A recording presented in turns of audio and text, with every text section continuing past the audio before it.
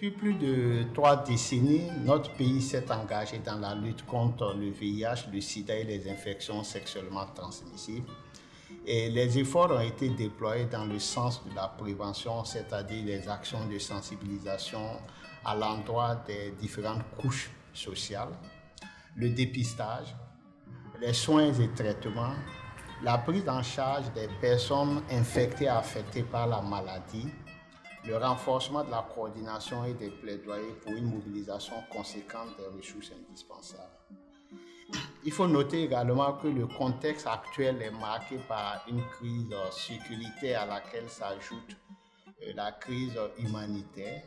Et pour nous, acteurs de la réponse nationale, notre combat contre le VIH, le sida et les infections sexuellement transmissibles est à ce stade-là un combat pour le renforcement des acquis engrangés, un combat pour assurer la disponibilité du traitement dans les zones à défi sécuritaire, un combat contre la résurgence de la maladie et surtout un combat pour la protection renforcée de la franchise de notre pays.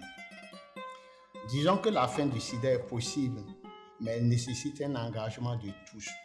Et cet engagement commence par le test de dépistage qui demeure pour l'instant le seul moyen de savoir si l'on est porteur ou non du VIH. Il est gratuit et se fait de manière anonyme. Il est donc essentiel de connaître son statut sérologique pour pouvoir prendre les mesures nécessaires et envisager positivement l'avenir. C'est dans ce sens que la communauté internationale s'est engagée à mettre fin au sida d'ici 2030 et cela est possible dans la mesure où nous avons tous les instruments, notamment la science, les médicaments et les outils de prévention.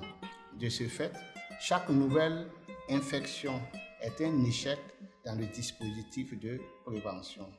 Nous devons ensemble nous engager pour un Burkina Faso débarrassé du sida d'ici 2030 et je pense qu'à ce prix que nous assumerons véritablement notre devoir générationnel pour la promotion d'une sécurité humaine durable.